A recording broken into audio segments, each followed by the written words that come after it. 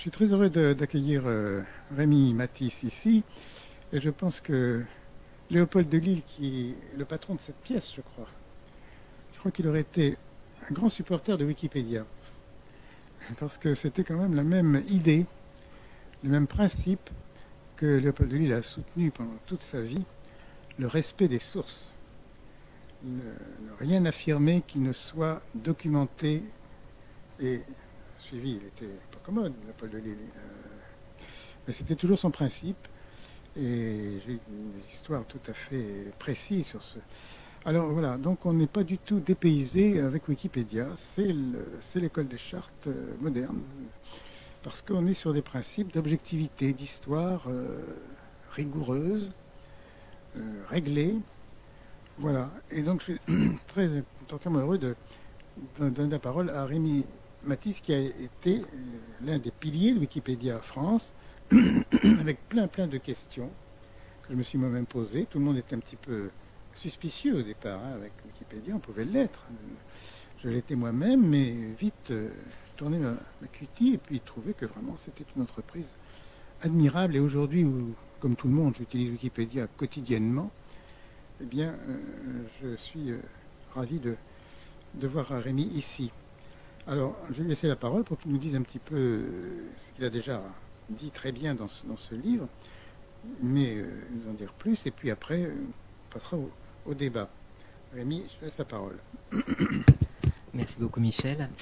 Oui, donc j'interviens ce soir avec Michel Melot, hein, ce qu'on va dire prendra la forme d'un dialogue beaucoup plus que d'une conférence, à l'occasion de la parution d'un livre que j'ai fait publier en janvier dernier, à l'occasion des 20 ans de Wikipédia. Donc Wikipédia fête ses 20 ans, c'est l'occasion de se poser des questions sur ce qu'est devenu ce projet.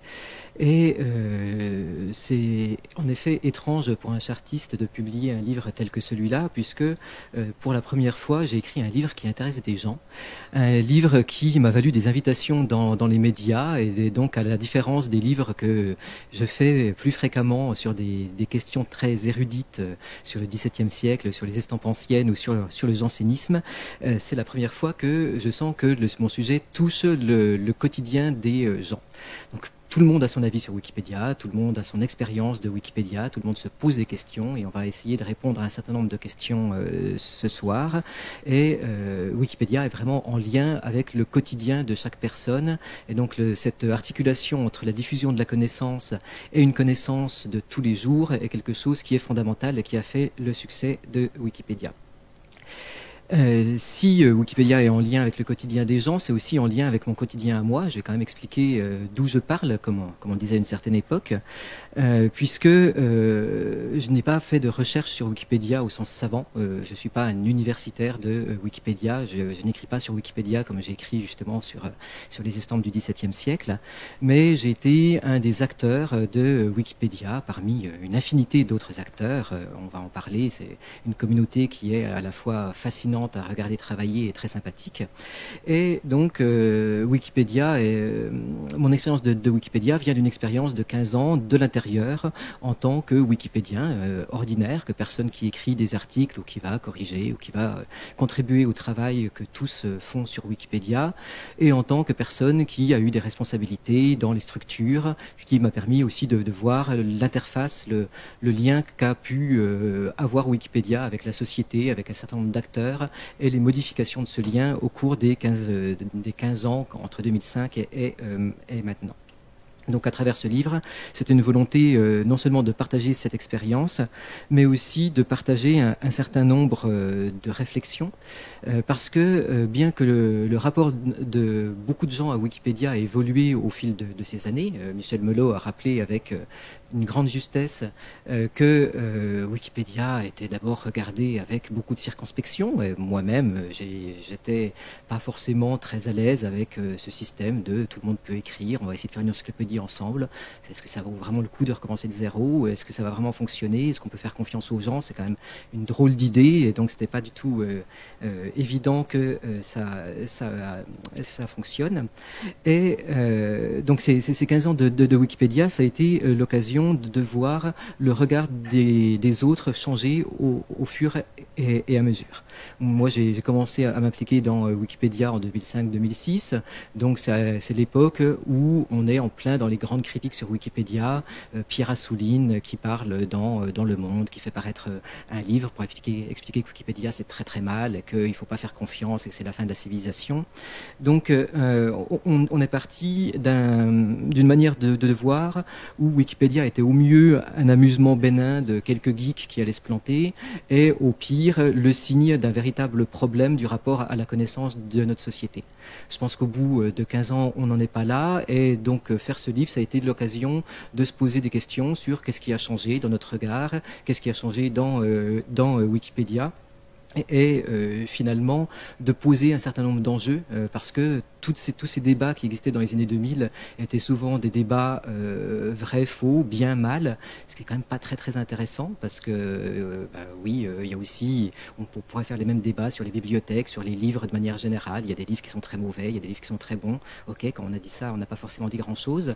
En revanche, Wikipédia pose plein d'autres questions sur ce qu'est la connaissance, sur l'usage des langues, sur la diffusion d'un certain savoir, qu'est-ce qu'est ce savoir, sur le rôle du lecteur, sur plein de choses. C'est justement donc ces enjeux que j'ai voulu mettre en valeur dans la discussion que l'on va avoir avec Michel Melot, tout simplement parce que on se trouve ici à l'École des Chartes, un haut lieu de la connaissance, du savoir, de l'érudition, mais aussi le lieu qui a formé mon propre esprit. Je suis donc moi-même chartiste de la promotion de 2007.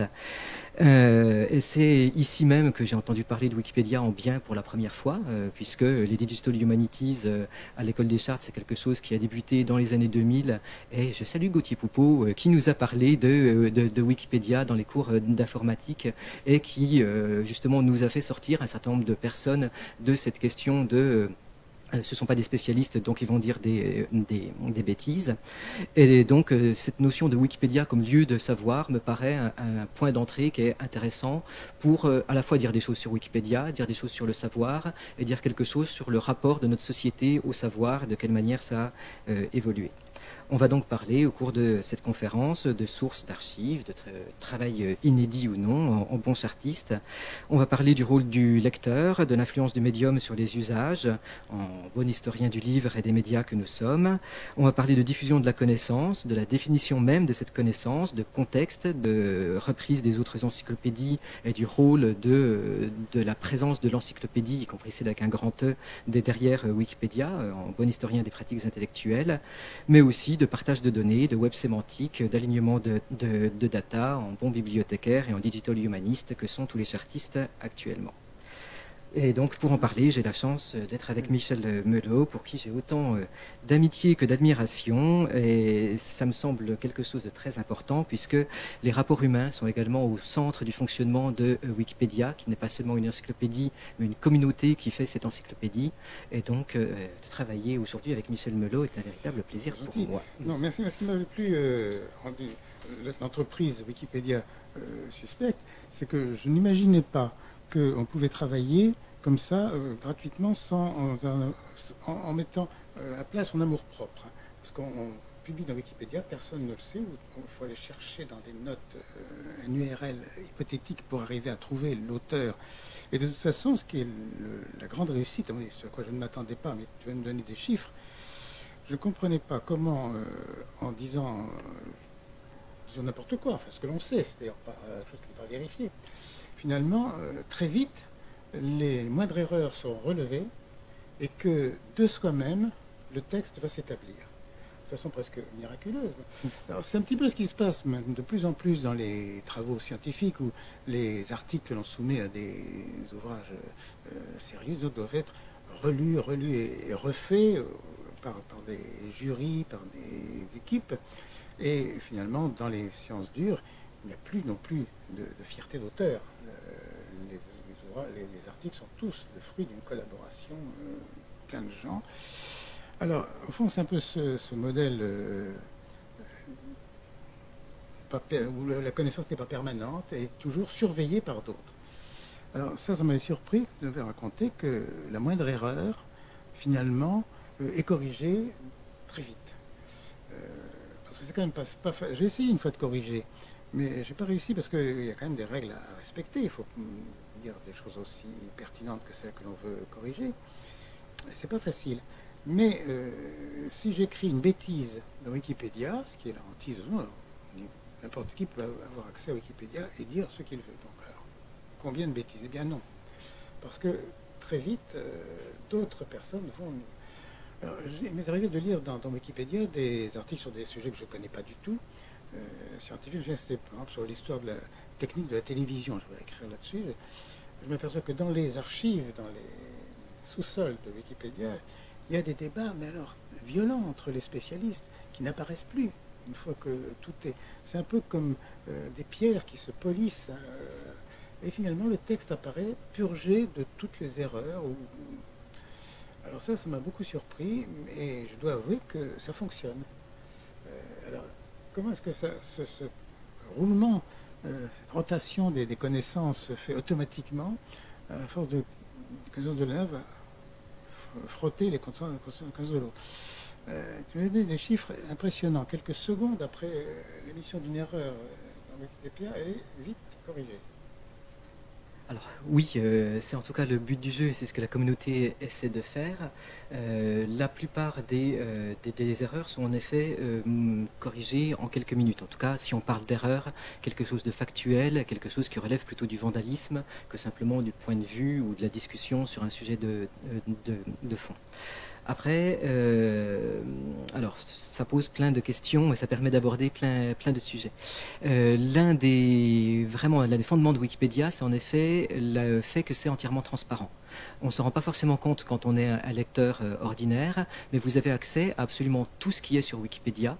Et toute la cuisine interne, ça représente 5 fois la taille des articles encyclopédiques. Il y a 5 fois plus d'articles qui permettent à Wikipédia de tourner, de pages, de discussions, de règles que la communauté a mis en forme pour faire travailler tout le monde, etc., que d'articles, sachant que dans la Wikipédia francophone, il y a 2 millions d'articles, ça veut dire qu'il y a plus de 9 millions de pages internes de cuisine interne. Ce caractère extrêmement transparent, c'est en effet ce qui permet que ça fonctionne. Ça et le fait qu'il y a une communauté suffisante qui regarde justement ce qui se passe.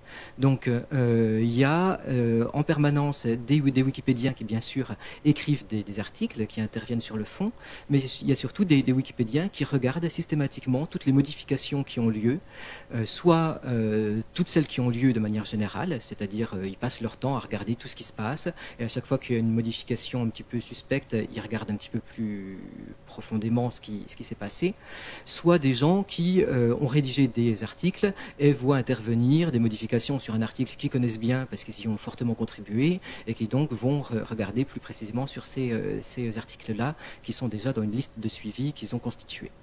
Donc cette surveillance de tous par tous, c'est vraiment ce qui fait que ça fonctionne. Et en effet, ça fait que Wikipédia n'est pas quelque chose qui est fixe, mais c'est vraiment des couches de modifications les unes sur les autres. Et l'article que vous lisez aujourd'hui ne sera pas forcément le même que celui de demain, mais vous avez la possibilité en permanence d'avoir accès à l'historique avec l'ensemble de ces couches qui permettent de comprendre où est-ce qu'on en est, qu'est-ce qui s'est passé, de quelle manière on est arrivé à ce niveau-là. Ça, c'est le plus difficile. Les auteurs, les Wikipédiens, renoncent à toute gloriole. Hein, ils le font vraiment pour la vérité. Et alors, je veux savoir qui sont ces Wikipédiens dont tu parles. Il y en a là. Et moi, j'en connais pas personnellement de gens qui passent leur vie à lire Wikipédia. Et comme tu dis, c'est vrai que c'est une lecture peut-être très différente, puisque à chaque fois, on se dit, mais attention, là, il faut peut-être rectifier. Alors, qui sont-ils? Parce que, on a l'impression au début qu'il y a des armées de gens qui surveillent pour arriver à... Mais... Alors, y en a-t-il tant que ça? Voilà, parce qu'en plus, il faut des spécialistes. Alors, je lis dans ton livre, ça m'avait surpris que vous n'avez pas trop... les spécialistes ont leur danger, c'est que les spécialistes, ils défendent leur thèse. Et que précisément, Wikipédia n'est pas fait pour défendre des thèses, et pour établir des faits qui ont été vérifiés et reconnus. Alors, comment recruter ces lecteurs modèles qui, sans être pour autant des spécialistes, il y en a des spécialistes, mais ils vont arriver à rectifier les erreurs? Alors ça, c'est vraiment au centre du fonctionnement de Wikipédia, parce que on se rend compte en regardant les différentes Wikipédias, puisque en réalité il n'y a pas une Wikipédia, mais il y a 300 Wikipédias en 300 langues qui sont du coup plus ou moins avancées, avec des communautés plus ou moins importantes, et on se rend compte que l'importance numérique de la communauté est en lien direct avec la qualité de la Wikipédia. Donc pour que ça fonctionne bien, il faut qu'il y ait suffisamment de monde pour rédiger les articles, mais aussi pour faire tout ce travail de fonctionnement de la communauté et de surveillance, de faire en sorte que les gens qui vont dans le bon sens l'emportent par rapport à ceux qui sont là pour faire leur promotion, pour faire du vandalisme et ainsi de suite. Pour autant, ce ne sont pas des communautés gigantesques. Sur la Wikipédia francophone, on est sur quelques centaines à milliers de personnes. Si on compte les personnes qui font plus de 100 modifications par mois, donc 3 par jour, en gros des gens qui passent pas forcément leur vie mais qui passent quand même très très régulièrement, on est sur environ 800 personnes. Donc c'est des communautés qui sont assez faibles et qui, au passage, expliquent que Wikipédia s'impose et qu'on a beaucoup de mal à faire la même chose dès qu'on se spécialise. Si on essaie de faire la Wikipédia du manga ou de l'histoire du livre ou quoi que ce soit, vous serez sur des communautés qui sont trop petites et ça ne fonctionnera pas. Et en fait, Wikipédia, ça fonctionne parce qu'on est sur des thématiques tellement larges que finalement, ces communautés, on va avoir le spécialiste des ponts suspendus, le spécialiste du Paris Saint-Germain et le spécialiste des églises romanes auvergnates, qui vont peut-être faire chacun des articles de leur côté, mais qui, pour le fonctionnement de la communauté, vont travailler ensemble, et c'est en faisant arriver des personnes si diverses que finalement ça fonctionnera. Alors, ces gens, est-ce qu'ils se connaissent, dans notre spécialité, est-ce qu'ils se connaissent les uns les autres? Alors, oui et non. Les gens interviennent sur Wikipédia généralement sous pseudonyme, donc on ne sait pas forcément qui sont les gens. On peut très bien utiliser son véritable nom, mais ce n'est pas recommandé parce que tout ce qu'on peut faire peut avoir des conséquences sur notre vie privée. Donc être sous pseudonyme, ça permet d'avoir beaucoup plus de liberté éditoriale. Donc les gens ne se connaissent pas forcément de manière personnelle, mais ils ont l'habitude de se fréquenter. Et la question au sein de la communauté de la réputation d'une personne est très très importante. Sur Wikipédia, comme dans toute communauté humaine, vous avez des gens à qui on fait confiance et des gens à qui on le fait moins. Vous avez des gens avec qui c'est agréable de travailler et d'autres moins. Vous avez des gens qui travaillent très bien mais qui sont pénibles. Et ça, on le sait très très vite. Donc les gens finalement se fréquentent sur les espaces de travail, se fréquentent également sur des espaces sociaux. Il y a en particulier une page qui s'appelle le Bistro, qui est juste une espèce de forum de discussion qui est renouvelé chaque jour pour parler soit des problèmes sur Wikipédia, soit de tout et n'importe quoi, y compris souhaiter les anniversaires des gens, et donc créer une vie communautaire pour que ça soit sympathique de travailler ensemble. Donc les gens se connaissent de réputation, pour autant qu'ils participent à cette vie communautaire. Parce que la définition même du Wikipédien pose de véritables problèmes.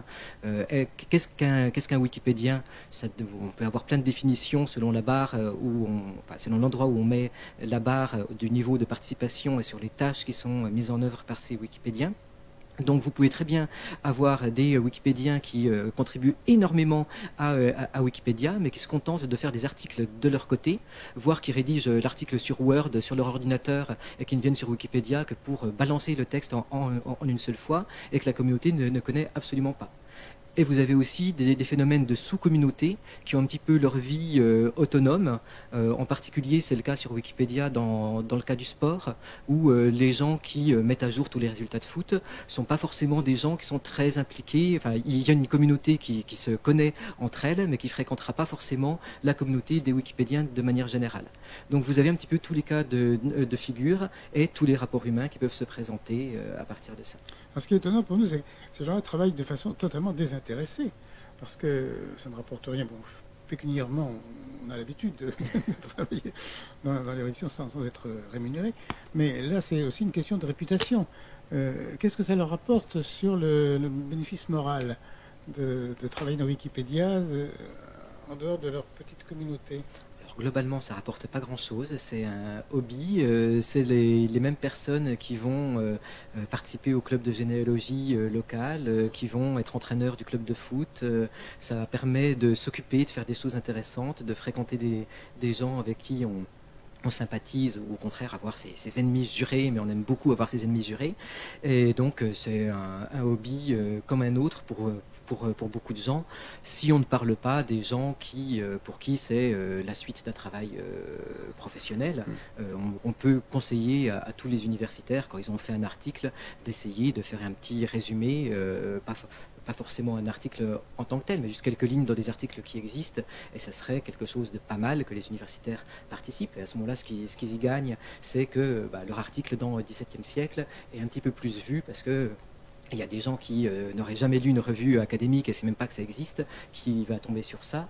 Et on peut aller jusqu'aux questions de gens qui participent à Wikipédia pour des vrais métiers qui reposent sur ça. Et on trouve aussi des gestionnaires de réputation, des entreprises de com, avec beaucoup d'ambiguïté sur leur rôle et des communautés qui sont parfois un petit peu partagées sur quelle place accorder à ces personnes qui sont soupçonnées forcément de ne pas forcément jouer le jeu. Parce que de plus en plus, ce qui n'existait pas au début, on tombe sur des articles remarquables, très complets, très équilibrés. Presque tous les jours des articles, j'ai étonné de la qualité de ces articles qui sont tous bien relus et corrigés. Alors comment est-ce qu'on arrive à ce résultat alors que les auteurs ne se connaissent pas ou très peu, ce ne sont pas forcément des spécialistes, donc des gens qui ont une lecture particulière pour arriver à faire une synthèse. Donc c'est quand même un phénomène assez étonnant. Est-ce qu'on a une idée de la sociologie de ces Wikipédiens? Qui sont-ils? Est-ce que ce sont des universitaires ou plutôt simplement, comme on dit, des passionnés de mots croisés et de jeux? Alors on a quelques idées, c'est pas forcément facile d'avoir des renseignements précis parce que le modèle économique de Wikipédia ne repose pas sur le fait de récupérer les données des gens, contrairement à Google ou à Facebook et ainsi de suite. Donc il n'y a pas de cookies sur Wikipédia, il n'y a pas de tracking, il n'y a rien, donc on ne cherche pas à savoir qui vous êtes quand vous allez sur Wikipédia. Ce qui est très bien d'un point de vue éthique, mais ce qui est embêtant du point de vue de la connaissance des utilisateurs, jusqu'à des questions éditoriales où on ne sait pas vraiment pour qui est-ce qu'on écrit. Pour autant, on sait un petit peu qui sont les Wikipédiens, soit parce qu'on les fréquente, soit parce qu'il y a quand même des études sociologiques qui ont eu lieu. Globalement, c'est pas très surprenant. C'est des gens qui sont plutôt jeunes, qui ont du temps devant eux. Donc il y a beaucoup d'étudiants avancés, des doctorants, des gens à Bac+5, des jeunes adultes. Il y a beaucoup de gens qui sont plutôt urbains, qui vivent plutôt dans les grandes villes, qui sont à l'aise avec l'outil informatique. Donc forcément, c'est des gens... avoir comme hobby de rédiger une encyclopédie, forcément, même si c'est ouvert à tout le monde, c'est plus votre doctorant que votre boulanger. Après, ça a ses avantages et ses inconvénients. La question de la représentativité des gens qui écrivent par rapport à la société française, et encore plus à la société mondiale, parce qu'on parle aussi de où sont les gens des pays pauvres, enfin des pays en voie de développement et ainsi de suite. C'est des vrais enjeux, c'est des questions qui se posent. Mais donc, les Wikipédiens sont quand même plutôt des Bac+5 ingénieurs en informatique et ainsi de suite. Mais alors, ce qui permet ça aussi, c'est l'absence de droit d'auteur. Hein. On travaille là, on sait que votre texte ou ce que vous apportez au texte va être remanié, donc pas de crise là-dessus, pas d'amour-propre non plus. Il faut le faire pour la communauté. Et on arrive à ce produit Wikipédia qui est une sorte de bien commun, hein, auquel tout le monde peut avoir accès sans revendiquer quoi que ce soit. Ça, c'est quand même tout à fait remarquable, mais bon, ça vient. Et alors, il y a un principe qui est important. Je parlais de Léopold de Lille tout à l'heure, qui a été content, c'est de toujours référencer. On n'a pas le droit, dans Wikipédia, de donner son avis. C'est pas un endroit où on va proclamer, défendre une cause. Ça va très loin. Et donc, pas toujours une référence, une citation, on a le droit de citer, mais on n'a pas le droit de simplement proclamer quelque chose. Ça, c'est pas facile. Comment est-ce que vous arrivez à purger un texte de tous ces sentiments nationalistes ou égoïstes ou tout ce que vous voudrez? Moi, quand j'écris un texte, je défends une cause, je défends mes propres idées. Il faut faire très attention. Alors, j'ai vu une chose qui m'a beaucoup amusé. Vous avez des machines qui permettent d'éviter les plus gros débordement dans ce domaine sentimental. Par exemple, il y a une machine qui supprime les points d'exclamation pour éviter. J'ai fait une critique d'un gros livre sur un graveur. Je ne sais pas qui était. Le premier mot, c'était le nom du graveur, point d'exclamation. Ça, bon, il faut éviter ce genre de dérive. Donc là, il y a les machines mais je pense que ça ne suffit pas, les machines. Et il faut veiller quand même à ce que ce ne soit pas un article à la gloire d'eux, ou simplement indiquant qu'on a une nette préférence pour telle thèse plutôt qu'une autre. Alors oui, c'est ce qu'on appelle la neutralité de point de vue, qui est quelque chose de très très important dans Wikipédia, à tel point que c'est l'un des 5 piliers fondamentaux, une des 5 règles non négociables que vous retrouverez sur toutes les Wikipédias, quelle que soit sa langue. Alors ce qu'on appelle la neutralité de point de vue, ça ne veut pas dire qu'on ne prend pas parti ou qu'on refuse de donner des thèses ou quoi que ce soit. Ça veut juste dire qu'on essaie au maximum de se rapprocher du consensus scientifique sur un sujet et donc de ne pas prendre parti pour l'un des points de vue qui existent. Et quand on donne des points de vue, de toujours attribuer ce point de vue à la personne qui l'a émis. Donc dans le cas d'un sujet académique dans lequel vous avez 2 écoles de pensée, dans une encyclopédie traditionnelle, vous aurez tendance à demander un article à un grand spécialiste, mais qui est d'une des écoles de pensée, qui va vous expliquer pourquoi est-ce que son école de pensée a raison. Parfois, s'il a bon cœur, il va expliquer qu'il y a des gens qui ne pensent pas comme lui, mais quand même, le but du jeu va être de dérouler sa pensée personnelle. Sur Wikipédia, justement, on ne fait pas appel à des spécialistes, et le but n'est pas de dire qui a raison, c'est juste de dire, ok, on est le 13 octobre 2021, qu'est-ce qu'on sait sur ce sujet, qui pense quoi, et parmi les gens qui ont un avis autorisé, parce qu'ils sont eux-mêmes spécialistes et qu'ils ont produit des sources, quand on synthétise ces sources, on est face à quoi? Et donc si on est face à 2 écoles, on va très simplement dire, il y a 2 écoles qui existent. Et donc il y a une école qui pense ça et une école qui pense ceci. On explique ce que A reproche à B, et ce que B reproche à A, et pour quelles raisons est-ce que finalement ce consensus scientifique ne se fait pas. Parce que s'il ne se fait pas auprès de spécialistes, c'est qu'il y a certainement des très bons arguments des 2 côtés et qu'il n'y a aucune raison de trancher.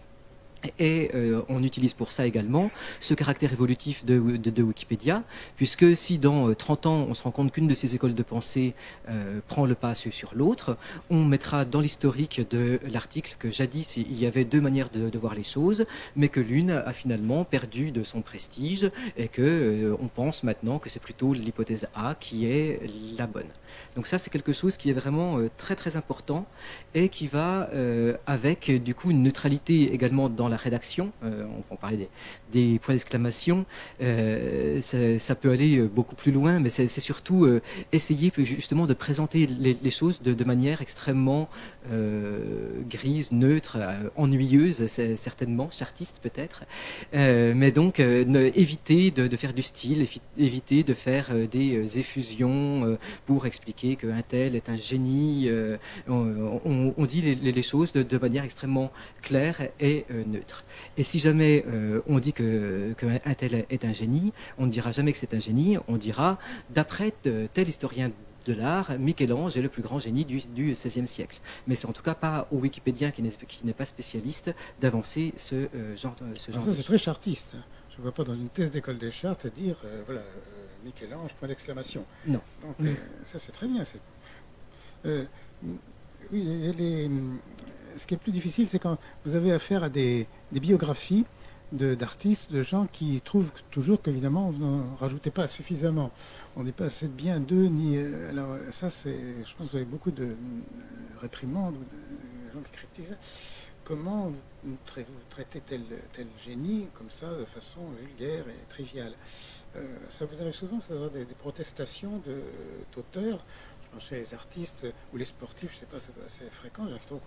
Quand même, ils exagèrent, ils sont neutres, mais moi, le sujet de l'article n'est pas neutre. Vous préférez que vous ne soyez pas neutre. Est-ce que... Oui, alors globalement, les biographies de personnes vivantes sont le principal problème. D'abord parce que les articles sont pas forcément très bons, en effet, parce que les sources généralement manquent ou ce sont des sources journalistiques. Dans le cas de personnes qui sont célèbres en tant que acteurs ou que comédiens, ça sera même Gala, Voici qui serviront de source. Donc les sources qui sont disponibles sont pas forcément des sources académiques, ce qui déjà va poser problème. personnes. Et ensuite, on se retrouve en effet face à des égos qui peuvent parfois protester et des personnes qui ont accès aux médias. Et donc, quand on entend actuellement des critiques de Wikipédia, c'est souvent en effet ce genre de personnes qui, pour une raison justifiée ou non, mais souvent injustifiée, va protester de choses fausses sur elle sur Wikipédia. En réalité, quand on creuse un petit peu, souvent les choses fausses ne sont pas sur Wikipédia, elles sont sur les sources. Souvent, les personnes sont elles-mêmes à la base de ces sources, c'est-à-dire que on trouve en effet des renseignements divergents dans la bouche de la personne même, ce qui explique que ça se retrouve au bout du compte sur Wikipédia. Mais c'est intéressant parce que ça montre aussi que, à la fois chez ces personnes, mais dans le monde journalistique qui finalement fait que ces critiques arrivent aux oreilles du grand public, le fonctionnement de Wikipédia n'est justement pas encore très clair. Et même ce que doit être une information n'est pas forcément très clair. On se retrouve face à des gens qui nous expliquent dans des journaux de grande diffusion censés être sérieux que ça serait très bien que ce soit les gens eux-mêmes qui écrivent leur biographie. Ce qui est quand même un véritable problème. Enfin, je ne sais pas si vous voulez vivre dans un monde où c'est Trump qui explique ce qu'on doit penser de Trump, mais moi je pense que c'est mieux que ce soit des universitaires qui l'écrivent. Et même si sur Wikipédia il y a des personnes qui sont allées prendre les sources pour essayer de faire une synthèse, globalement sur des sujets polémiques tels que justement des biographies d'hommes politiques, il y a suffisamment de personnes pour et contre pour qu'on arrive à une manière de présenter les choses assez consensuelle qui, en tout cas, ressemble à ce que vous pourriez lire dans un journal grand public. Et il n'y a pas de prise de position de Wikipédia pour la gauche ou pour la droite ou quoi que ce soit. Donc cette question-là est quand même assez centrale parce que c'est symbolique d'un manque de compréhension de ces questions. Il y a beaucoup de gens qui prétendent, qui aimeraient bien avoir leur notice dans Wikipédia, parce que c'est une sorte de décoration présente dans Wikipédia. Et ils ne sont pas contents. Ils vous envoient, moi, je connais des amis artistes qui ont envoyé leur propre notice à Wikipédia, pensant qu'elle allait être publiée tout de suite. Ils ont été refusés. Alors, c'était indigné. Alors, comment est-ce que vous faites le tri je pense, les sportifs, par exemple. Il y a des millions de sportifs. Alors, il y en a un qui va s'indigner parce qu'il n'est pas dans Wikipédia. Comment est-ce que vous faites? Alors c'est aussi une vaste question. La plupart des règles à ce niveau-là, extrêmement précises, viennent en fait de votes de la communauté qui souvent se sont retrouvés face à des problèmes ponctuels précis qui les a amenés à prendre des décisions. Donc, pour vous donner un exemple, il y a eu un moment où les témoins de Jéhovah ont voulu faire plein d'articles sur Wikipédia, les témoins de Jéhovah et la Bible, les témoins de Jéhovah et trucs. Donc, il a fallu dire clairement sur les témoins de Jéhovah quels articles sont admissibles et lesquels ne le sont pas. Vous avez des personnes qui ont voulu, en effet, faire des articles sur tous les romanciers, sur tous les footballeurs, et ainsi de suite. Donc, chaque petit groupe de Wikipédiens spécialistes va finalement créer des critères d'admissibilité qui sont à la fois précis, suffisamment précis pour qu'on puisse trancher sur des cas, et suffisamment flous pour qu'on puisse juger au cas par cas si les cas sont plus complexes que ce qu'on veut bien voir. Sachant aussi que ces critères ne sont pas forcément cohérents entre eux, précisément parce que ce sont des sous-groupes qui ont décidé de ces critères, et donc il y en a qui sont surprenamment larges par rapport à d'autres qui sont surprenamment restreints. Mais regarder ça, c'est aussi très très intéressant parce qu'on se rend compte de ce qu'on considère comme étant important dans une société, ou en tout cas représentatif de la société française ou internationale du début du XXIe siècle. Donc en effet, les critères par exemple sur les footballeurs sont à mon avis absurdement larges, où on se retrouve avec des fiches de statistiques, parce que globalement vous n'avez rien d'autre que le nombre de matchs qu'ils ont fait et les clubs où ils ont joué, sur des footballeurs slovènes de deuxième division, parce qu'ils ont été en équipe de leur pays une fois, et ça me semble pas forcément très intéressant. En tout cas, c'est plus des bases de données que des articles encyclopédiques, et ça pourrait très bien être dans Wikidata, qui est un autre projet dont on parlera, ou simplement recopier la base de données de l'équipe.fr n'est pas forcément très très intéressant. Sur les questions des écrivains, c'est aussi une vraie question, avec là aussi des critères extrêmement larges, puisqu'avoir publié 2 livres suffit, avec tout de suite la confusion entre écrivain et écrivant. Est-ce que tout universitaire qui a écrit 2 livres est admissible? Dans ce cas-là, tout universitaire est admissible.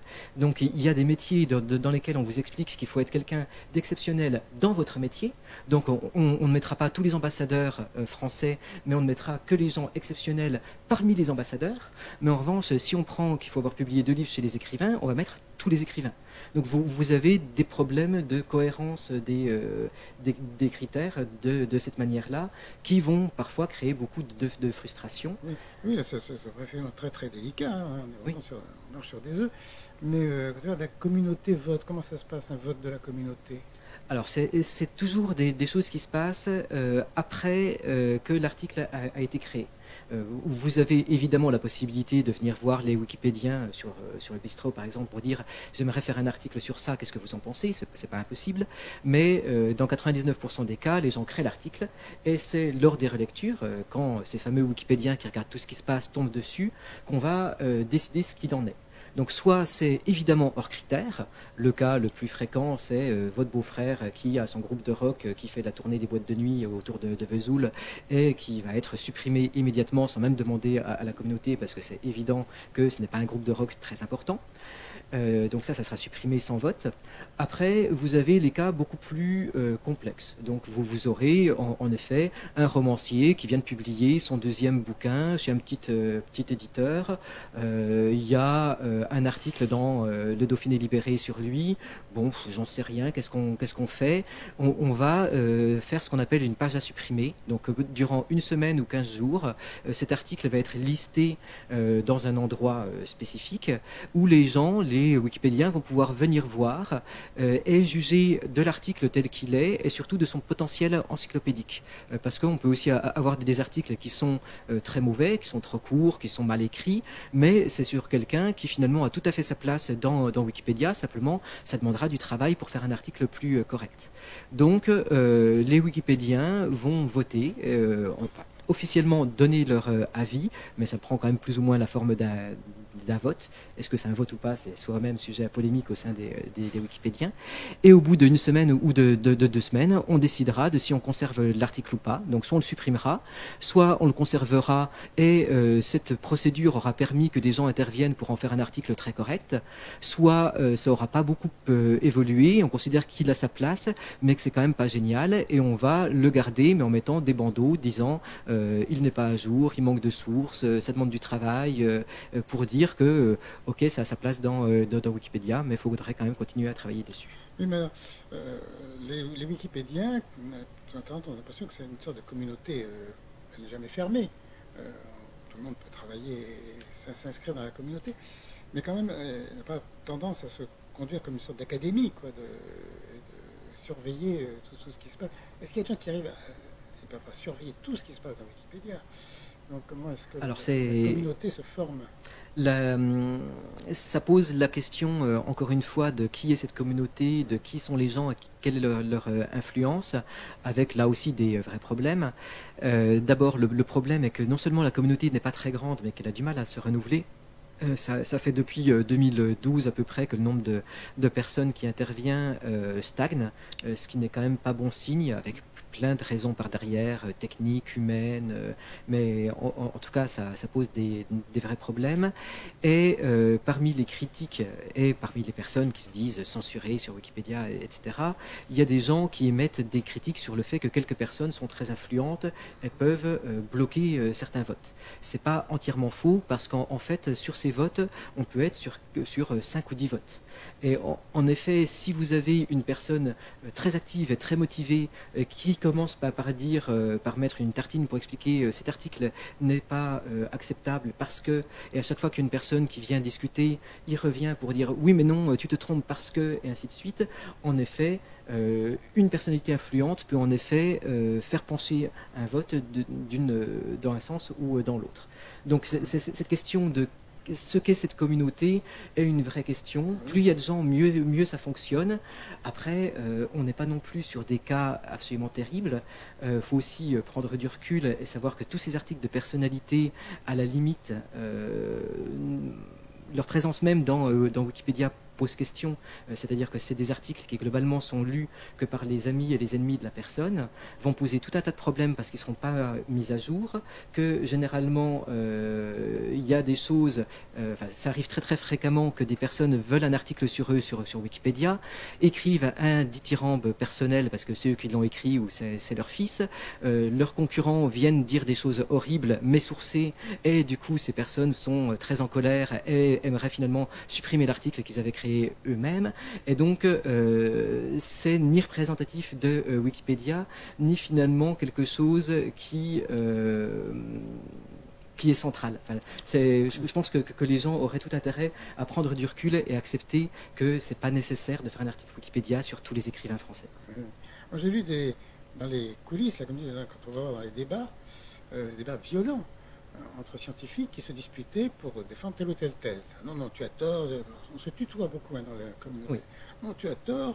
Ce que tu écris est inadmissible. Alors, quand il y a un débat comme ça, domaine très technique, qui va prendre la décision, qui va donner raison à l'un ou à l'autre quand même? Il faut bien. Alors, le but est d'arriver à une manière de présenter les choses qui soit consensuelle. Donc, ces débats sont censés toujours rouler sur des sources. Donc, le but est toujours de dire, mais dans le livre publié, ils disent que, donc on ne peut pas présenter les choses de cette manière. Il y a eu une nouvelle publication qui remet en cause cet article du 19e siècle que tu utilises, mais qui n'est pas une bonne source, et ainsi de suite. Et après, soit ces débats entre personnes qui globalement sont d'assez bonne foi. En tout cas, une personne qui est de mauvaise foi, ça va être assez évident rapidement qu'il est de mauvaise foi, et il perdra le soutien des autres personnes. Donc vous avez tout intérêt à jouer le jeu et être de bonne foi, parce que sinon vous allez perdre. Donc entre personnes de bonne foi, finalement, arriver à un consensus, ça se fait. Ça demande du travail, mais ça se fait et globalement ça fonctionne bien. Et si ça fonctionne pas, il y a la possibilité de redemander à des personnes extérieures qui elles-mêmes sont pas forcément des spécialistes, mais qui vont relire tout le débat et qui vont dire écoute, je veux bien que tu dises que c'est pas vrai, mais n'empêche que dans le livre de 2012 ils disent ça, et toi tu cites un livre de 1927 qui est cité dans le livre de 2012, donc globalement on pourrait penser que oui, mais ce livre est fait par un journaliste qui n'a pas compris. Ah bon, d'accord, mais alors on va aller voir la recension du livre qui va dire et essayer finalement de mettre tout à plat pour faire le tri des connaissances et aboutir à quelque chose qui soit correct. Après, évidemment, ces procédures sont pas du tout les mêmes si on est sur un sujet froid, académique, etc., ou si on est en train d'écrire l'article sur Éric Zemmour. Forcément, on n'aura pas les mêmes personnes, on n'aura pas les mêmes sources, on n'aura pas la même passion par derrière, et donc les débats seront pas les mêmes, mais le but par derrière est toujours d'arriver à une manière consensuelle de présenter les choses, et globalement, même sur Éric Zemmour, dire que certaines personnes pensent que c'est un penseur politique très important, et d'autres pensent que c'est un politiste d'extrême droite et un polémiste sans intérêt.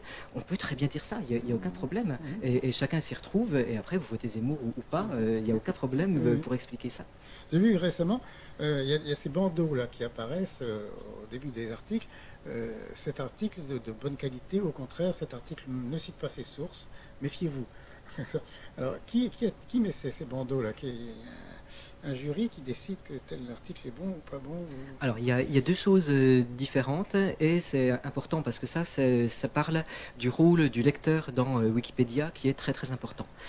On dit pour rire que Wikipédia est un outil pour personnes intelligentes, mais c'est pas entièrement faux, et que beaucoup de critiques viennent du fait que les gens aimeraient que tous les articles de Wikipédia soient parfaits et qu'on puisse les prendre pour argent comptant, quel que soit ce que vous voulez faire de cet article. Or, clairement, c'est pas le cas. Il y a des articles qui sont excellents, il y a des articles qui sont nuls, il y a des articles qui sont pas mal mais très incomplets, et donc le rôle du lecteur est très très important, et en fonction évidemment de si vous tranchez une discussion avec votre beau-frère, ou si vous voulez utiliser ça dans votre thèse de doctorat, vous n'aurez pas la même lecture et vous n'aurez pas le même usage de Wikipédia. Donc dire est-ce que Wikipédia c'est bien ou pas, on se retrouve déjà devant ces questions-là de qu'est-ce qu'on en fait, fait et qui en fait quelque chose. Et donc ce rôle du lecteur est aidé justement par un certain nombre d'indices qui doivent mettre la puce à l'oreille de la personne pour dire bah, là méfiez-vous, là on en est assez content, avec des procédures qui sont différentes. Alors vous avez des procédures de certification qui sont de deux niveaux. Vous avez les bons articles, médaille d'argent, et les articles de qualité, médaille d'or, qui là font l'objet d'un vote de la communauté. Encore une fois, ce vote, là, moi je ne vois pas parce qu'il est immatériel. Ça veut dire que les gens tapent sur leur clavier, je suis d'accord, laïque. Alors, il y a une personne qui généralement a travaillé durant 6 mois sur son article, qui a fait relire par différentes personnes, et qui dit, qui va mettre un bandeau sur cet article et dit, je propose mon article pour être article de qualité. Aussitôt, il y a une page de vote qui s'ouvre, qui est une page de débat plus que de vote, encore une fois, avec des gens qui vont dire, bah, là, ok, mais il manque sur Jeux Olympiques de Paris 2024, il manque tout le côté économie du sport. Concrètement, moi qui suis très médiocre utilisateur de sur quoi ça? Il y a une page qui s'ouvre qui vous demande votre avis. Elle s'ouvre où et comment on y a accès? Alors vous y aurez accès parce que sur l'article lui-même, il y aura marqué cet article est proposé au label article de qualité avec un lien. Et vous suivrez ce lien qui vous emmène dans les arcanes de Wikipédia sur une page qui est trouvable quand vous avez l'habitude de Wikipédia, mais qui est difficilement trouvable si vous êtes un simple lecteur. Mais en suivant ce lien, en tout cas, vous vous retrouvez sur une page. Cette page elle-même proposera des liens vers les critiques, vers les critères, pardon, de ce qu'est un article de qualité. Et surtout, vous retrouverez au milieu d'une discussion de gens qui feront justement des critiques, qui diront, bah oui, c'est très bien, bah non, il manque ça, ça et ça. Moi, je pense qu'il manque des photographies. Je pense que cette source n'est pas bonne, est-ce que tu peux en trouver une plus à jour? Et au bout du compte, la communauté, en fonction de ces critères, va décider de si on donne le label ou pas.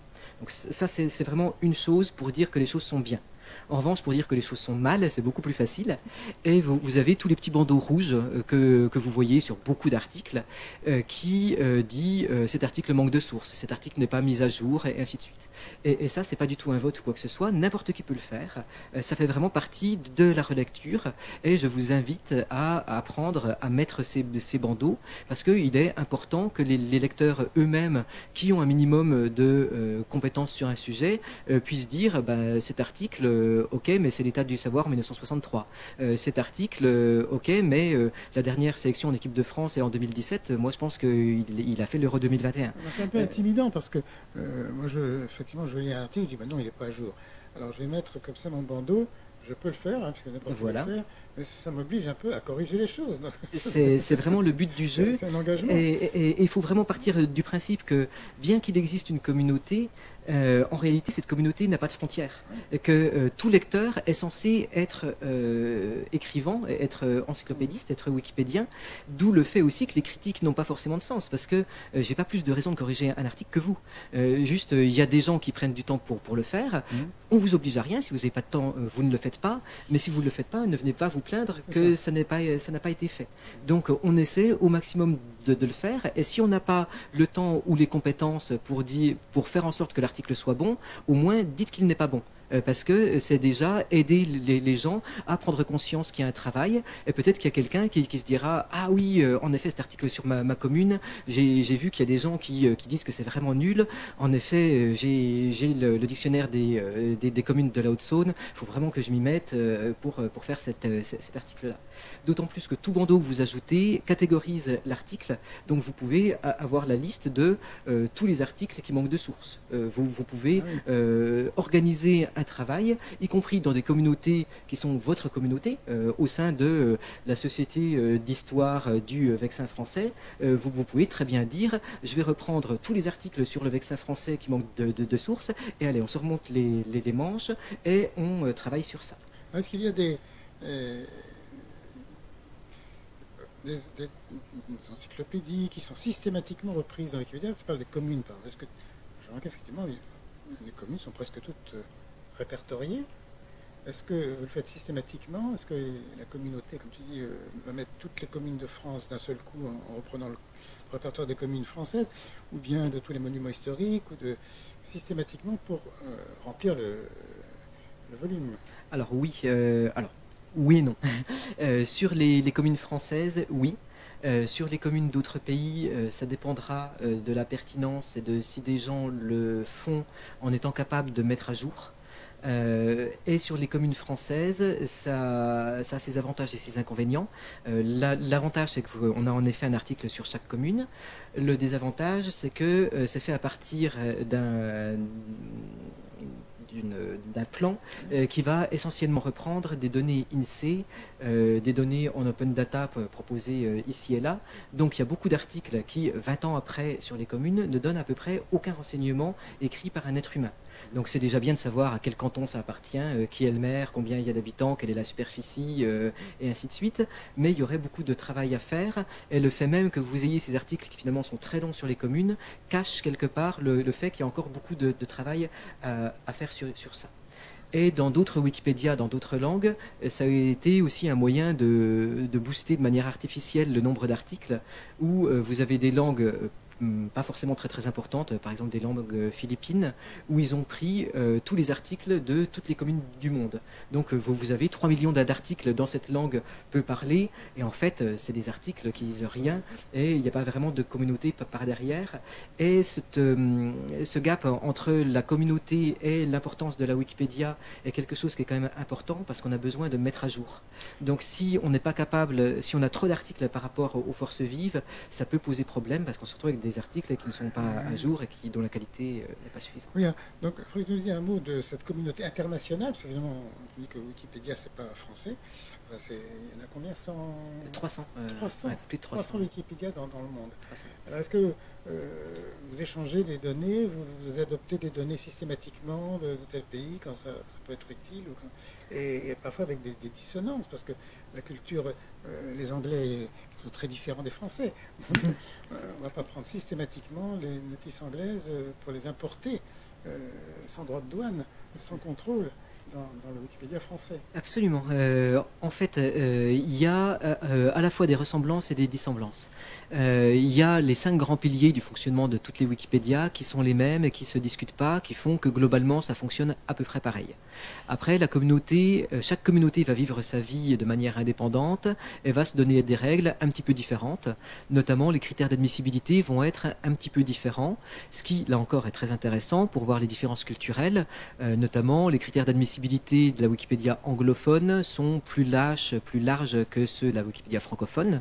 Donc, on aura, par exemple, des Français qui vont râler, comme tous les Français, pour dire mais j'ai un article de Wikipédia sur moi en anglais, pourquoi je ne peux pas le faire en français?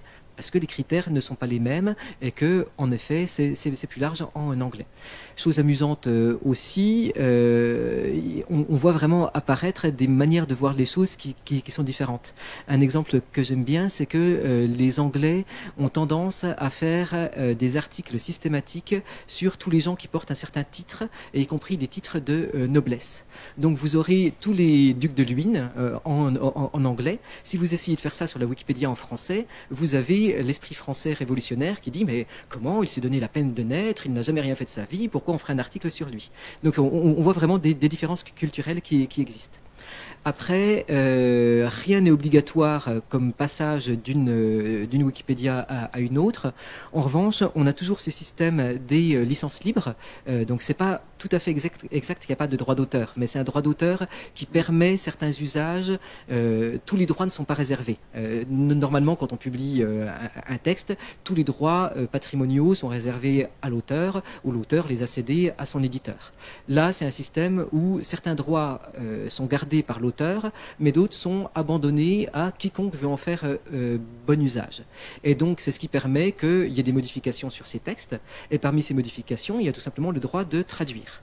Donc, c'est pas traduit de manière systématique. En revanche, quand vous avez un article sur la Wikipédia italienne, sur un auteur italien qui est très bon, ça sert à rien de recommencer à zéro, c'est beaucoup plus facile de traduire l'article.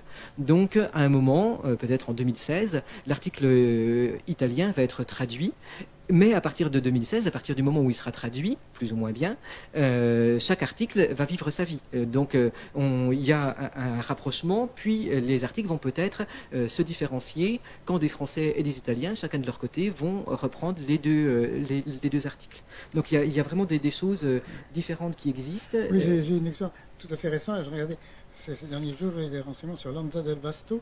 Alors je lis le Notice Lanza del Vasto, et très long, notice très très long, passionnant et remarquable, mais qui commence par toute la généalogie, parce que Lanza del Vasto c'est l'héritier d'une famille de nobles italiens considérable.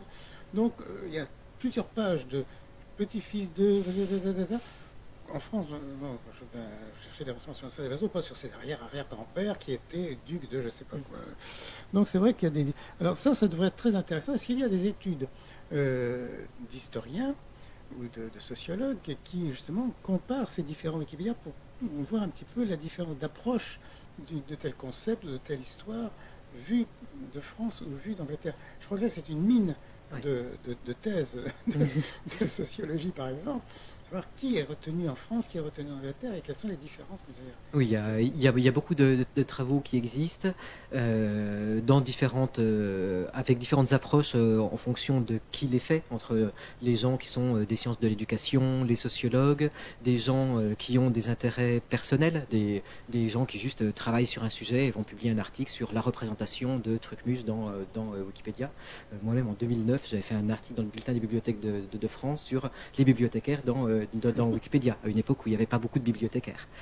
Donc c'est des choses qui sont faites, et c'est intéressant parce que ça permet de faire aller ensemble des études qui se fondent sur des données qui peuvent être extraites très facilement, et en particulier on peut faire des digital humanities justement sur les liens qui existent, et donc faire des réseaux de liens, voir quel article pointe vers quel article, en quelle langue, vers quelle thématique, etc.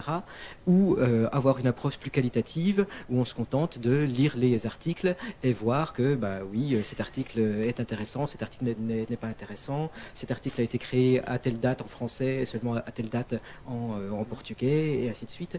Donc il y a des tonnes d'articles qui peuvent être faits sur ça. Il y a beaucoup de choses qui sont faites sur la Wikipédia anglophone, mais croiser les différentes Wikipédias, c'est vraiment très très intéressant, et encore plus quand vous allez dans les langues rares, ou des langues qui ne sont pas rares du tout, mais qui sont peu étudiées et peu lues, ne serait-ce que faire des comparaisons avec les Wikipédia en chinois, en arabe, en persan, c'est toujours très très intéressant. Mais il faut des gens qui soient capables de lire plusieurs langues, et donc ça demande souvent des travaux d'équipe, et donc de faire des vrais travaux qui dépassent souvent le simple fait de se dire tiens, je suis sociologue, je vais passer 3 jours à regarder de quelle manière est-ce qu'on pourrait avoir des machines qui repéraient automatiquement, parce que c'est des études purement quantitatives, combien de femmes, pourcentage de femmes dans le Wikipédia américain, combien en français, ça doit être assez facile à faire. C'est assez facile à faire. Combien de chimistes, combien par discipline, par genre, etc. À condition que les catégories existent, et les catégories elles-mêmes dépendent des Wikipédia dans les différentes langues, où là encore, vous avez des sensibilités qui sont différentes.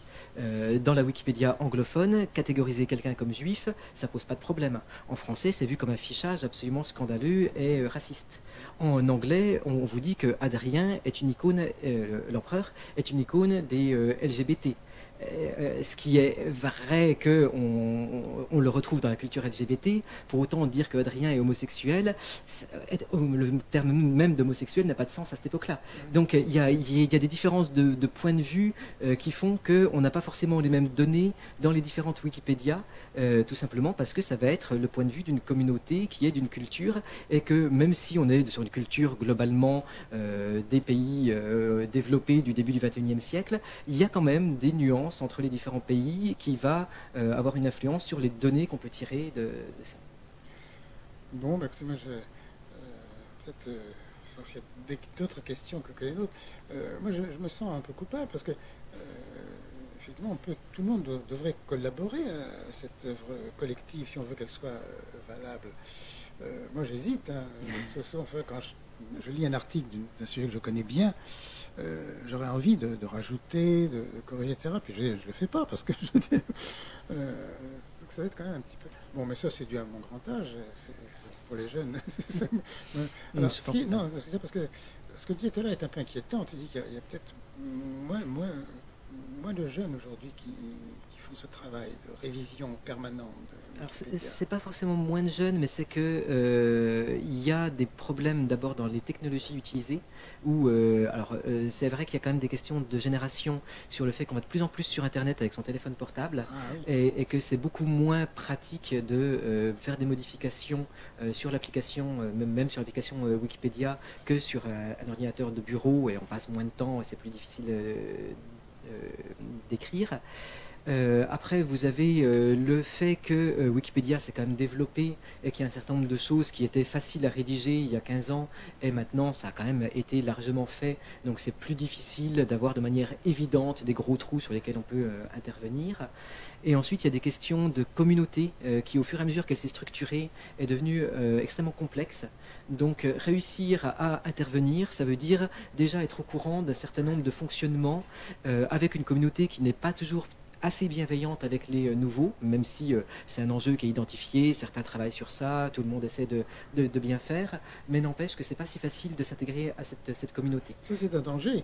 Oui. C'est un peu les mandarins chinois sont morts de ça. Ouais. Ils ont fait une communauté telle que finalement elle est impénétrable. Et que ça va complètement à l'encontre du principe même, qui est n'importe qui peut écrire et on vous fait confiance, et si vous faites des erreurs, c'est pas grave, on sera là et on reprendra tous ensemble. La Marguerite, la remède à ce danger qui nous guette quand même d'avoir une communauté qui se solidifie, qui se canonise. C'est pas facile. Il y a un certain nombre de personnes qui font des projets pour justement accueillir les nouveaux. Il y a toujours plein de bonne volonté pour faire des ateliers, pour former les gens. Au fur et à mesure que Wikipédia s'est développé, il y a aussi des nouvelles personnes qui se sont agrégées à la communauté, en tout cas aux frontières extérieures de cette communauté, notamment les bibliothécaires en premier lieu, et donc des ateliers de Wikipédia en bibliothèque universitaire, c'est maintenant quelque chose de tout à fait courant. Donc il y a beaucoup d'initiatives pour essayer de faire en sorte que ça fonctionne, et aussi essayer de changer la sociologie. On a parlé donc un grand coup de hache de la sociologie des Wikipédiens. Il y a aussi des problèmes qui cherchent à être résolus, qui sont d'abord le manque de femmes. Il y a environ 20% de femmes sur Wikipédia. Pourquoi? C'est un grand mystère. La toxicité de la communauté sur certains sujets peut faire partie de l'équation, mais il y a aussi le côté technique, juste les mêmes raisons qu'il y a moins de femmes qui sont ingénieurs. C'est absurde, mais c'est quelque chose qui existe. Qu'est-ce qu'on peut faire? C'est forcément au niveau de la société, sur le long terme, c'est compliqué. Encouragez vos filles, voilà.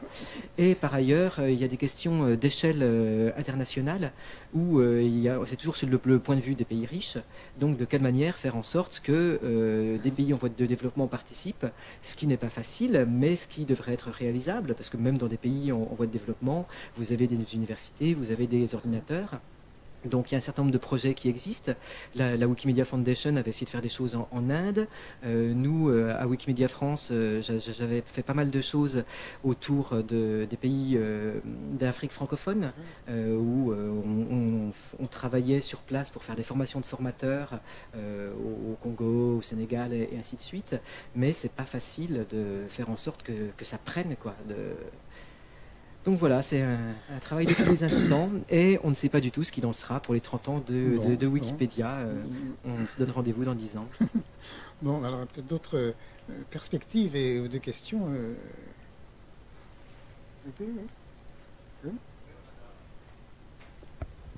Vous avez abordé le sujet sous différents angles, mais effectivement, je pense que dans le travail simple d'utilisation de Wikipédia, aujourd'hui, il faut penser à Wikipédia au pluriel, avec un S. Et c'est vrai que quand on a une recherche particulière ou un intérêt particulier, que ce soit par exemple en ce moment, parce que c'est son anniversaire de Dante, ou que ce soit sur n'importe quel courant de pensée, moi, mon réflexe maintenant, mais encore faut-il arriver à maîtriser les quelques langues qu'on connaît, c'est d'aller sur le Wikipédia italien, d'aller sur le Wikipédia anglais, d'aller sur le Wikipédia français. Et là, on s'aperçoit qu'il y a des divergences de point de vue, de sensibilité par rapport au sujet, mais aussi des ressources tout à fait qui sont mobilisées en quantité, en qualité tout à fait différentes. Donc c'est pas une question, c'est d'avoir une confirmation par rapport à ça, c'est qu'aujourd'hui on est obligé de travailler avec des Wikipédia. C'est tout à fait vrai, et on a la chance maintenant d'avoir en plus sur Internet des traducteurs qui valent ce qu'ils valent, mais au moins qui permettent d'avoir une idée de ce qu'il y a dans un article, y compris en suédois ou en portugais. Donc en effet, c'est de plus en plus accessible, et c'est très important, et même c'est même utilisable pour traduire aussi, parce que on se rend compte que les concepts mêmes ne sont pas forcément les mêmes dans les différentes langues, et donc passer d'une langue à l'autre pour comprendre ce que veut réellement dire un terme, un concept, c'est toujours un très bon réflexe. Tout à fait, oui.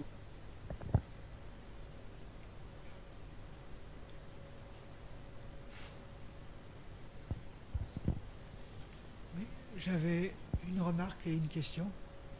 La remarque, c'est un peu paradoxal, mais les articles de qualité sont quelquefois trop de qualité. Ce que je veux dire par là, c'est que beaucoup de lecteurs viennent pour chercher, se faire une idée sur un sujet d'un Wikipédia et sont absolument submergés par une montagne de pages et de pages d'informations de laquelle ils n'arrivent pas à tirer une synthèse. Alors je sais bien que la première partie d'un article est supposée donner une synthèse de l'article, mais c'est rarement suffisant pour avoir plus qu'une introduction. Il y aura peut-être un travail à faire là-dessus, sur la façon de structurer les articles de qualité, de telle façon qu'on puisse prendre connaissance du sujet sans pour autant tout lire, parce que quand on lit un article d'encyclopédie, on n'est pas prêt à s'enfiler une thèse. C'est juste une remarque. D'accord. La question, c'est, vous avez parlé à plusieurs reprises des mécanismes de décision, qui sont collectifs, etc. Nous sommes d'accord là-dessus. Ce que vous ne dites pas, c'est qui est le bras séculier là-dedans, qui agit pour mettre en exécution une décision qui fait consensus. Quand on dit par exemple tel article n'est pas admissible, qui supprime l'article? Et de la même façon, quand il y a un bandeau qui dit cet article est insuffisant, si l'article a été modifié, qui décide que l'article a été modifié de façon satisfaisante et à ce moment-là retire le bandeau? C'est des questions très pratiques, mais vous n'avez pas donné cette réponse. Tout à fait. Alors sur le fait que c'est trop de qualité, je suis tout à fait d'accord, et ça vient du fait qu'il y a un point aveugle dans Wikipédia qui est pour qui est-ce qu'on écrit, puisque Wikipédia a une vision de l'encyclopédie, on est allé un petit peu vite sur ça, mais qui est extrêmement large et qui est très imprécise. Wikipédia, c'est à la fois Universalis, le Larousse du cinéma, le Quid, un petit peu tout, et donc chacun en fonction de sa spécialité se fait son idée de l'encyclopédie et va faire des choses qui sont plus ou moins accessibles, plus ou moins longs. Donc vous avez en effet des choses trop de qualité où on se perd dans des articles qui, si vous les imprimez, font 80 pages alors que vous aimeriez juste comprendre en 10 lignes ce qu'il en est. Et vous avez aussi des choses qui sont trop techniques où essayez de lire un article de Wikipédia sur les mathématiques, vous n'y comprenez rien. Si vous n'avez pas un bac+3 en maths, vous ne comprenez pas la première phrase. Et c'est pareil pour le solfège, c'est pareil pour toutes les choses qui sont un petit peu techniques avec un vocabulaire tel que en fait vous êtes obligé de cliquer sur le premier mot pour comprendre ce qu'il veut dire, mais lui-même ça vous demande 10 définitions que vous allez chercher, et finalement pour comprendre la première phrase vous avez consulté 30 articles et ça vous a pris une soirée.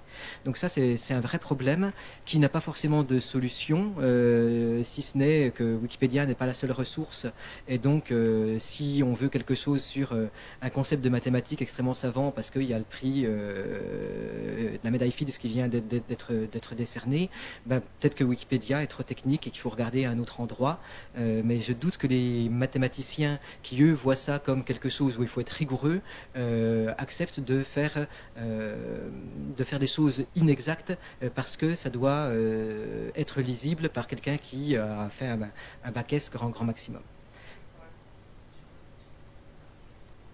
Oui.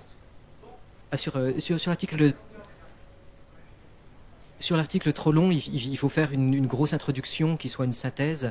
Oui, là il y a quelque chose à faire, vous avez tout à fait raison.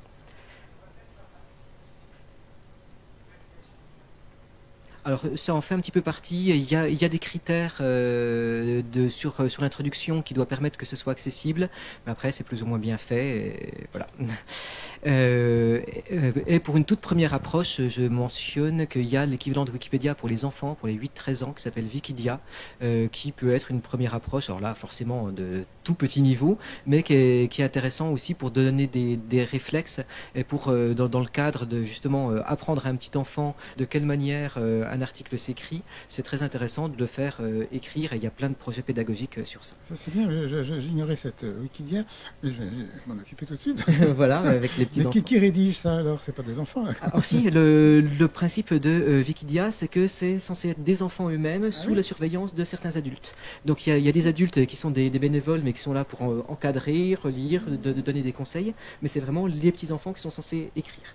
Ce qui veut dire que le but n'est pas tant d'avoir une encyclopédie que d'avoir un espace de travail, et finalement le processus est souvent plus intéressant que le fait d'écrire, mais c'est génial pour un enfant qui est en CM2 de voir que sur son sujet de prédilection, sur lequel il a passé 3 week-ends, il y a maintenant un bel article qui est publié sur Internet. C'est très gratifiant. Bien sûr, là c'est gratifiant. Bon, bah, écoutez, ça, je prends ça en note pour les vacances de la Toussaint prochaine quand j'aurai mes petits-enfants auprès de moi.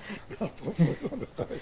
Et pour répondre sur le bras séculier, alors il y a deux choses différentes.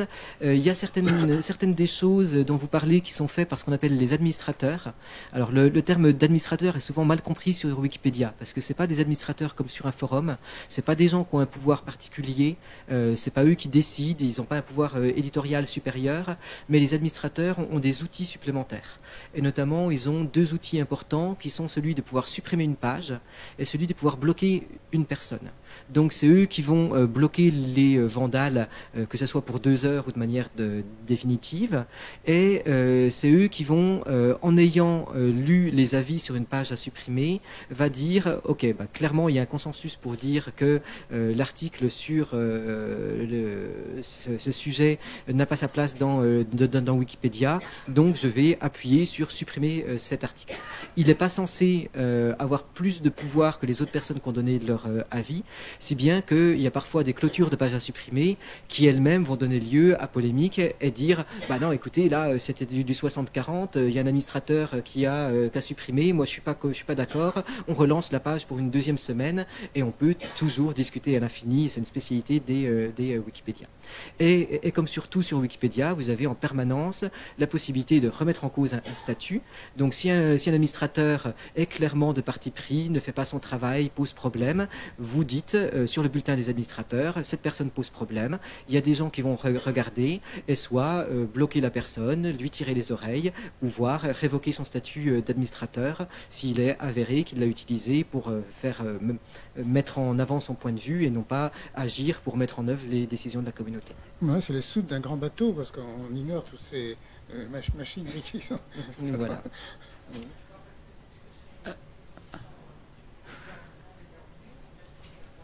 Non, c'est vous restez administrateur tant que vous faites pas de bêtises et tant que vous utilisez vos outils. Donc vous le restez. Il y a environ 200 administrateurs sur la Wikipédia francophone. Certains très très actifs, d'autres moins. Mais globalement, les gens qui sont administrateurs, sont donc là encore élus par la communauté. Et il faut que ce soit plus une acclamation qu'un vote à 50%. Donc, on part du principe qu'un administrateur doit avoir la confiance de la communauté. Donc il faut que les gens aient confiance et donc disent qu'il n'y a pas de problème avec cette personne qui va être d'autant plus surveillée. C'est a priori des gros contributeurs qui font consensus, mais c'est aussi des gens qui seront surveillés parce que forcément ils ont des outils supplémentaires. Et excusez-moi. Donc moi j'ai déjà essayé donc de faire un article sur Wikipédia et il y a quelque chose que j'arrivais plus à faire, je sais plus quoi, et on m'a attribué un parrain. Oui. Et donc je voulais savoir comment ça se passait par rapport aux parrains, comment étaient attribués les parrains en fait qui nous suivent ou enfin qui nous donnent des conseils, etc. pour l'élaboration de l'article. Oui, ça fait partie justement de ces initiatives bienvenues de la communauté qui essaie de faire en sorte que l'arrivée dans Wikipédia soit la plus agréable et efficace possible. Et donc c'est tout simplement un projet. Donc ce qu'on appelle projet, c'est juste quelques Wikipédiens qui se disent tiens, ça serait chouette de travailler ensemble sur ce sujet. Donc ce sujet, ça peut être rédiger des articles ou ça peut être accueillir les personnes nouvelles. Et donc des personnes ont monté ce projet. On essaie de parrainer entraîner les nouveaux qui visiblement sont de bonne volonté mais ont besoin qu'on les aide. Des personnes se sont inscrites pour dire moi je veux bien être parrain et donner de mon temps, que ce soit 5 minutes par semaine ou 2 heures. Et en tout cas, si on me pose une question, je suis disponible pour répondre à cette personne. Et donc ensuite, dans le cadre des relectures, j'imagine que les gens ont vu que vous aviez envie de faire des choses, mais que vous avez mal mis en forme, que vos sources n'étaient pas bien citées, etc. Se sont dit ah tiens, cette personne, ça doit être une bonne recrue, mais il faut qu'on l'accompagne pour qu'elle travaille mieux.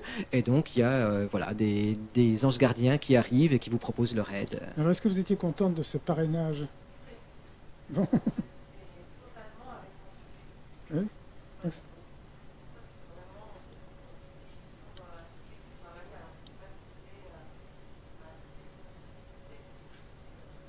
Je pense que si, c'est aussi très intéressé. Réussir à recruter des personnes qui travaillent sur les mêmes sujets que soi, forcément, c'est de la force de travail supplémentaire. Et dans le cadre de projets où on a une liste de 50 articles qui devraient être rédigés, ça serait quand même bien. Si on peut être 5 au lieu de 4, ben, forcément, les gens sont contents. Donc, quand ils voient arriver quelqu'un qui les intéresse et qui a des compétences, on lui met le grappin dessus. Oui. Bonjour. En fait, moi, je voudrais poser une question. Vous aviez parlé donc de la volonté de Wikipédia qui n'est pas du tout économique. Il n'y a pas d'argent qui se fait sur ce principe. Et ça amène à un autre sujet. Récemment, quand on va sur les articles Wikipédia, on a un autre bandeau qui, cette fois-ci, dit eh bien, si tous les utilisateurs donnaient 2 €, on aurait de quoi subsister encore. Si vous appréciez notre travail, on apprécierait que vous, en retour, vous donniez pour qu'on reste ainsi. Et donc ça évoque toute la matérialité en fait de Wikipédia, c'est-à-dire le côté économique, mais aussi où sont stockées les données, le fait que c'est un domaine en .org, etc. Et je voulais savoir déjà si vous aviez des remarques générales là-dessus, et aussi à quel niveau ça se faisait en fait, ces décisions, quand est-ce qu'on lance une campagne de dons, comment est-ce qu'on gère l'argent, etc. Alors, tout à fait, ça pose la question des structures qui existent derrière Wikipédia. Donc la structure principale s'appelle donc la Wikimedia Foundation. De manière surprenante et amusante, elle a été créée après Wikipédia. C'est là qu'on voit que on a commencé par mettre les mains dans le cambouis, essayer de faire quelque chose, et quand on s'est rendu compte que les serveurs ça coûte cher et que ça serait bien qu'il y ait une structure juridique, donc presque 2 ans plus tard, une fondation de droit américain a été créée. Cette fondation, elle a le statut d'hébergeur, qui est le même statut aux États-Unis et en France, ce qui lui donne 2 grands rôles, qui sont d'une part un rôle technique et d'autre part un rôle juridique. Alors le rôle juridique, pour aller très vite, c'est que, en particulier si on regarde le droit français, vous avez 2 niveaux de responsabilité. Vous avez d'abord les gens qui écrivent. Que vous écriviez dans Wikipédia ou dans Libération, vous avez le même statut. Et donc si vous faites une diffamation, vous exposez aux mêmes lois et aux mêmes problèmes. Donc les personnes qui écrivent dans Wikipédia sont responsables. Pour autant, en France, il y a un deuxième niveau de responsabilité qui là est spécifique à Internet, qui est que si l'hébergeur est mis au courant d'un problème et qu'il n'agit pas promptement pour le faire disparaître, il devient à son tour responsable.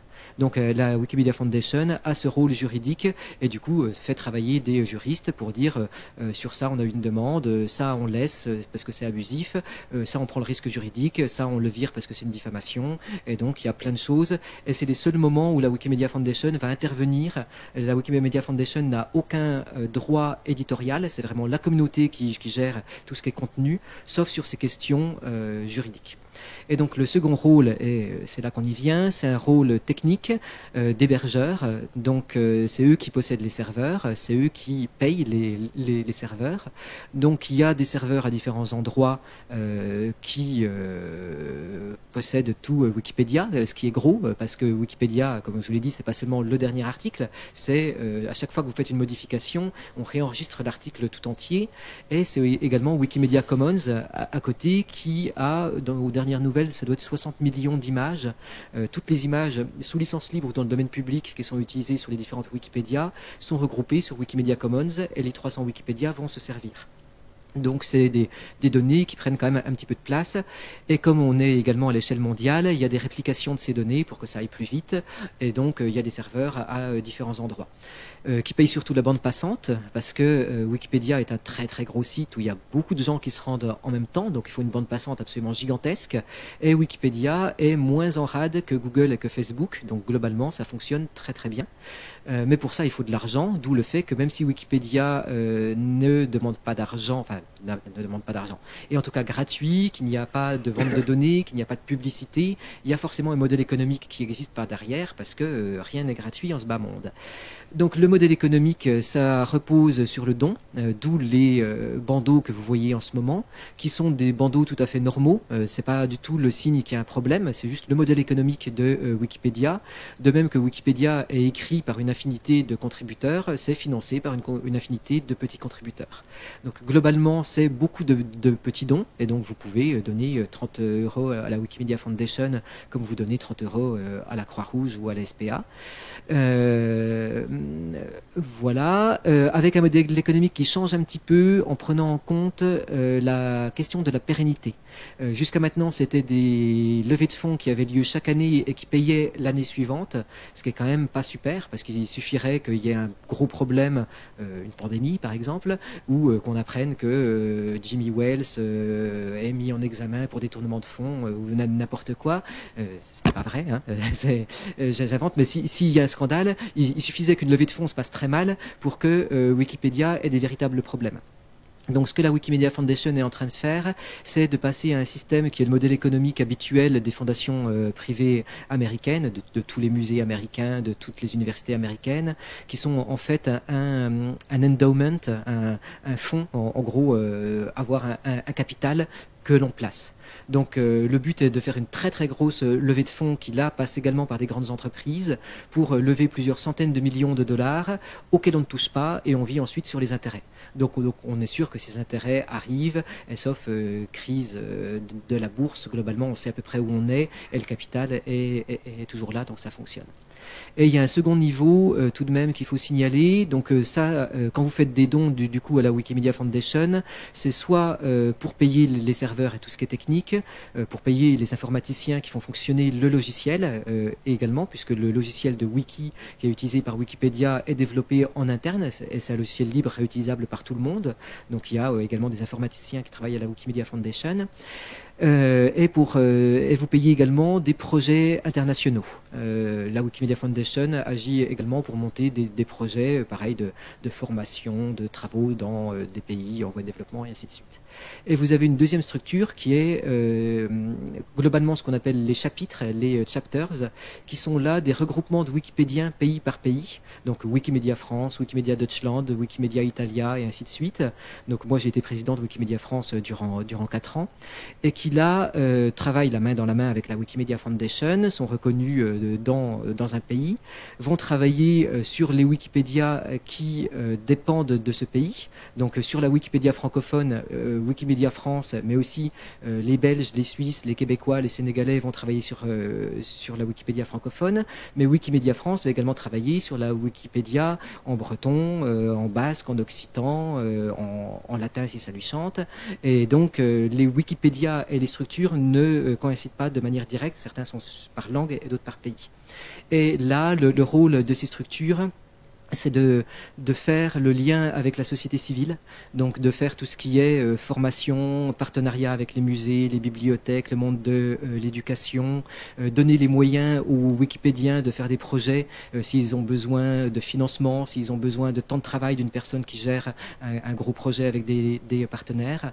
Et donc là, vous avez également la possibilité de faire un don à Wikimedia France, qui ne passe pas par ce bandeau, mais sur le site de Wikimedia France, vous pourrez trouver, qui du coup ne sont pas exactement sur les mêmes choses. Si vous voulez aider Wikipédia en tant que site, c'est la Wikimedia Foundation. Si vous voulez aider des projets qui permettront aux lycéens de Vierzon de faire des choses, de faire un beau projet avec leur prof d'histoire géo, ça sera Wikimedia France.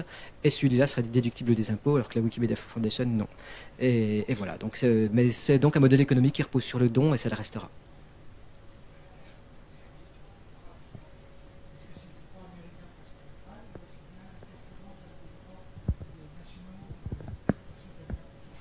Alors il y a interférence. On part du principe, en tout cas la justice française part avec raison du principe que Wikipédia francophone est un site qui a une audience largement française et que donc on ne peut pas faire comme si le droit français ne s'appliquait pas. Et il n'y a pas une extraterritorialité parce que ça dépend d'une structure qui est étrangère, avec les mêmes problèmes qui se posent au niveau des réseaux sociaux ou quoi que ce soit.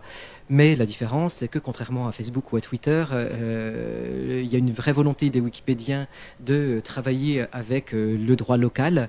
Donc globalement, quand il y a des choses qui vont à l'encontre du droit local dans des pays où le droit local ne semble pas exubérant, et c'est le cas des pays démocratiques, le droit local va s'appliquer. Donc globalement, quand un juge dit vous supprimez ce paragraphe parce que c'est une diffamation de Monsieur X, il n'y a aucun problème. Et même auparavant, généralement, il y aura eu une intervention pour éviter d'aller jusqu'à un procès. Pour autant, les Wikipédiens n'hésiteront pas à prendre un risque juridique parce qu'il y a également de l'abus de l'autre côté. C'est très facile de dire que c'est de la diffamation pour faire disparaître une condamnation judiciaire pour un homme politique qui aimerait bien que ça ne se sache pas. Donc c'est toujours un équilibre à trouver entre ce qui est réellement hors la loi et ce qui ne l'est pas. Et c'est pas forcément facile de savoir jusqu'où on va. Avec un autre enjeu qui est le droit applicable dans des pays moins démocratiques, puisque là, il y a des véritables risques juridiques qui sont pris en partant du principe au sein de la Wikimedia Foundation que le droit local n'est pas souhaitable d'appliquer ce droit et que le droit à l'information passe au-delà du droit applicable dans certains pays qui sont des dictatures. Donc là, il y a un risque juridique qui est pris et qui est allé, par exemple, la Wikipédia turcophone a été interdite d'accès en Turquie durant 3 ans et ça a fini par revenir suite à une décision de la Cour suprême turque. Mais il y a des pays qui font la guerre à Wikipédia, le pire étant la Chine, où globalement la Wikipédia sinophone est écrite par la diaspora et est inaccessible en Chine continentale.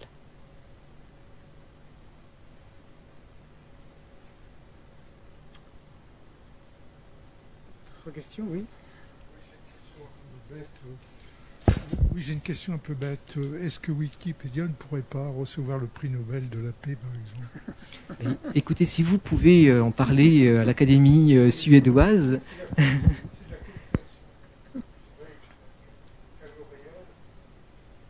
Alors, je ne sais pas si c'est possible ni souhaitable. Moi, je trouverais ça formidable. En tout cas, je trouve que Wikipédia n'est pas pris suffisamment au sérieux. Et ça fait partie des choses justement que j'aime dire, y compris dans la présentation de cette intervention, c'est que Wikipédia est pour moi l'œuvre littéraire la plus importante du début du XXIe siècle. Alors on peut se mettre d'accord sur littéraire, le but n'est pas justement de faire du style ou quoi que ce soit, mais c'est en tout cas l'œuvre de l'esprit qui, à mon avis, dans un siècle ou deux, sera à la fois la plus importante pour avoir façonné les informations, les connaissances et les pratiques intellectuelles de ce début de XXIe siècle. C'est quelque chose qui, à mon avis, n'est pas du tout pris au sérieux par le monde intellectuel parce qu'on reste sur des modèles où il faut que ça soit publié sur papier, qu'il faut que ça soit un éditeur, il faut que ça soit vendu et ainsi de suite. Mais c'est quelque chose qui est, à mon avis, une évidence pas suffisamment vue. Et moi, je me rends très bien compte. Il suffit que je publie un livre sur Wikipédia pour que je sois invité sur toutes les radios.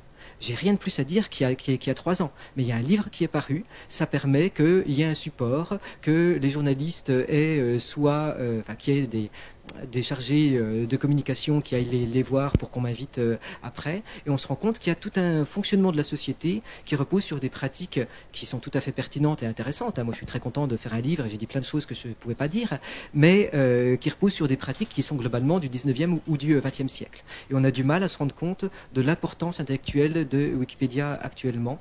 Donc, pour un prix Nobel de la paix ou de littérature, n'hésitez pas. Ah oui.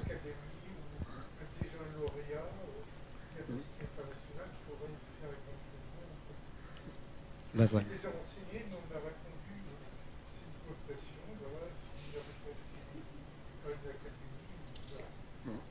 Il y a encore une question dans le fond de la salle.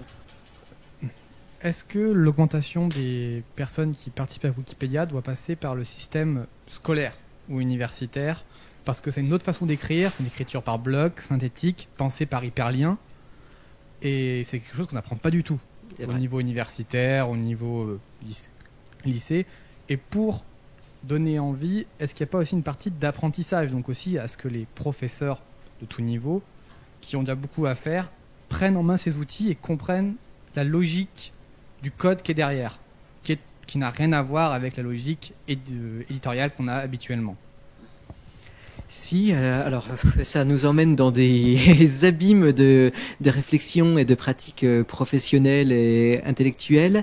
Il faut clairement un point d'entrée et on se rend compte parmi les gens qui arrivent sur Wikipédia, alors il y a des gens qui n'ont peur de rien et qui se lancent et qui savent faire, mais très souvent il y a quand même un point d'entrée précis d'une personne et donc les profs sont quand même des très bonnes personnes pour amener des jeunes esprits à se dire que ah oui je peux contribuer. Ce n'est pas réservé à quelques savants. Après, est-ce que ces personnes, d'où le fait que l'entrée par un milieu scolaire n'est pas absurde, même si c'est pas la même manière d'écrire sur Wikipédia et dans une dissertation de première L ou dans un mémoire de master. Après, je pense que les profs ont beaucoup évolué, mais que il y a également disons une culture professionnelle qui fait qu'il y a des différences très très grandes entre les profs.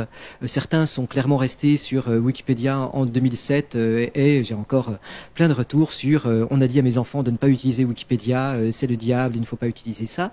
Mais en même temps, on parle en effet d'un outil qui a 20 ans. C'est-à-dire que les profs qui passent leur CAPES maintenant à 23 ans, ils se posent même pas la question de est-ce que Wikipédia existe ou pas, parce que Wikipédia a toujours existé. Donc même par rapport à quelqu'un comme moi qui a découvert Wikipédia dans ses études supérieures, ça n'a rien à voir comme approche. Donc le rôle de Wikipédia dans la formation des esprits, dans les pratiques intellectuelles, dans les jugements sur ce qui est considéré comme un outil ou pas est extrêmement divers et ce qui fait que c'est difficile d'avoir des approches univoques, je dirais.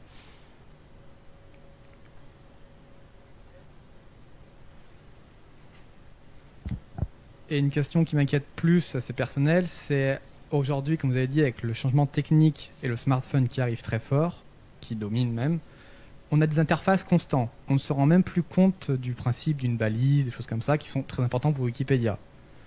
Est-ce que là, c'est donc quelque chose qu'il va falloir réapprendre? Parce qu'avant, dans les années 2000, même à 13 ans, on savait ce que c'était une balise, parce qu'on l'apprenait, parce que utiliser Internet, c'était pas facile.